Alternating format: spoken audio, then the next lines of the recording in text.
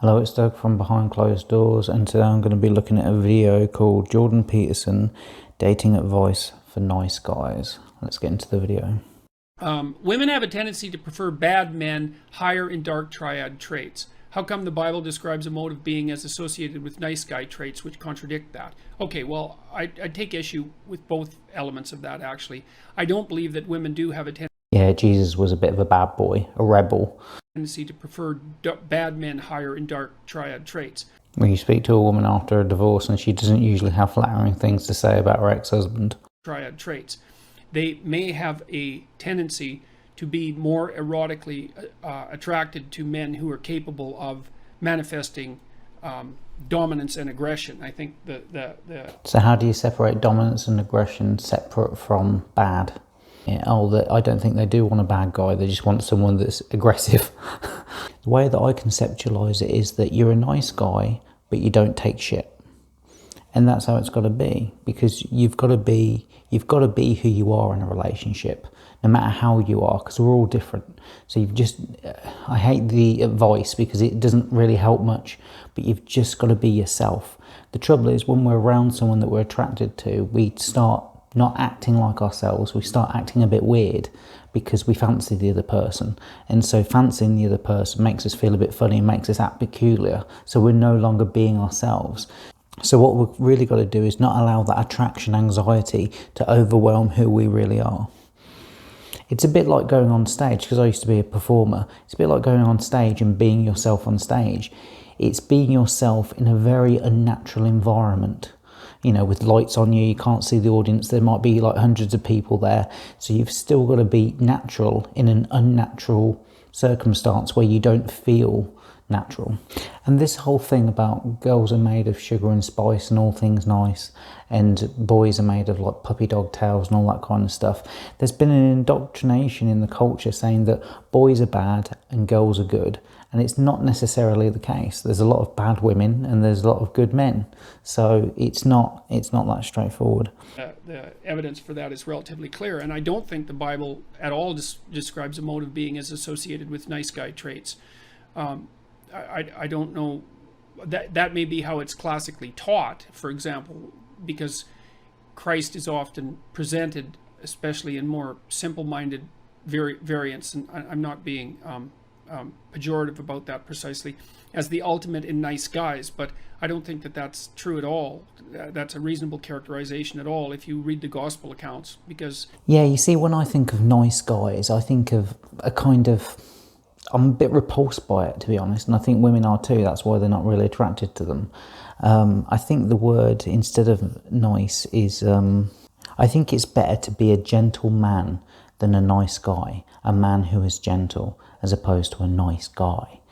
He was someone who was certainly capable of saying very, very harsh things to people, and was also identified very strongly as a figure who was capable of using judgment and distinguishing between what was positive and what was negative. And that capacity for judgment is something quite different than the mere nice guy compassion that would be associated with high levels of trait agreeableness. So I think that the idea... The other thing with the nice guys, because it's so high in agreeableness, they don't actually establish a boundary, so you never really get to know who they are. So it's kind of dishonest in a way. That the ideal that's put forward in the biblical writings is something like, be harmless. I think that's a real misreading of the text. And I also think that it's wrong, because harmless and good are not the same thing at all. And in fact, I think one of the best ways of characterizing like a higher order morality, and this is something that Nietzsche talked about a fair bit, is that, and Jung as well, with regards to the idea of integration of the shadow, is that someone who's moral has the capability for violence and the capability for aggression built in and at hand, but is also someone who's perfectly capable of controlling that in a civilized manner. And I think that... Yeah, like an alpha male. And I think that, I'm speaking off the cuff here, obviously, but I think that the attraction that some women have for the sort of men who are more likely to misbehave, to act in a delinquent manner and so forth, is partly their desire to be associated with men who have the capacity for aggression. Now, the best of all possible worlds is when that capacity. Yeah, it's more instinctual. And the other thing as well is that attraction isn't a choice, so we don't get to choose it. I think desire and attraction is something that our bodies kind of decide and then we kind of acknowledge. It's not the other way around. We don't choose who we desire and who we don't. Capacity for aggression is civilized and held under control. But so I would say that one of the things that men should do as they mature is transform themselves into monsters, but also become civilized at the same time. I don't think they have to transform themselves into monsters. They have to just get in touch with their nature, of their ancestors that they've inherited, that they know how to be aggressive when called upon, if necessary, to protect the tribe. And that's exactly what you see in stories like Beauty and the Beast, where the ideal man starts out as a beast and ends up civilized. He doesn't start out as a milk. I don't think he starts off as a beast. If I remember the story correctly, and I might be wrong about this, he starts off as a man and then he gets transformed into a beast and then she unleashes the spell. A bit like with Sleeping Beauty when the man does it for the girl when a spell's put in on her.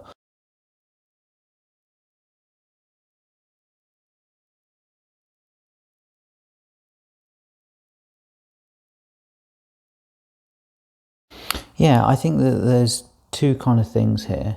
There's one which is being a nice guy. Hi, I'm a nice guy. Oh, can I do this for you? Oh, yeah, I'm so nice. It's a bit of an act.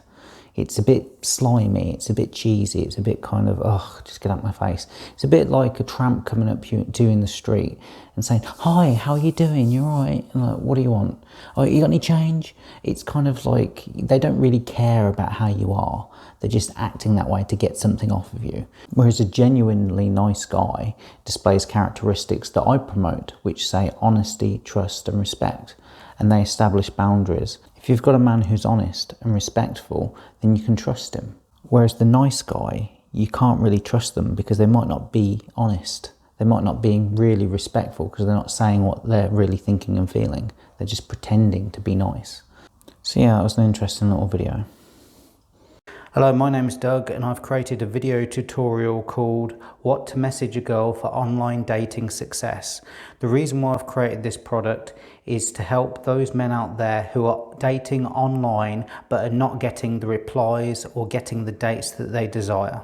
My product will teach you what to message a girl, what not to message a girl, when to message a girl, how to respond when you're not sure what to write, what to do if she doesn't reply, how to get her phone number, and how to communicate to get online dating success. If you're getting matches and no success, this product is for you. It's what you need to do today to start getting success with your matches.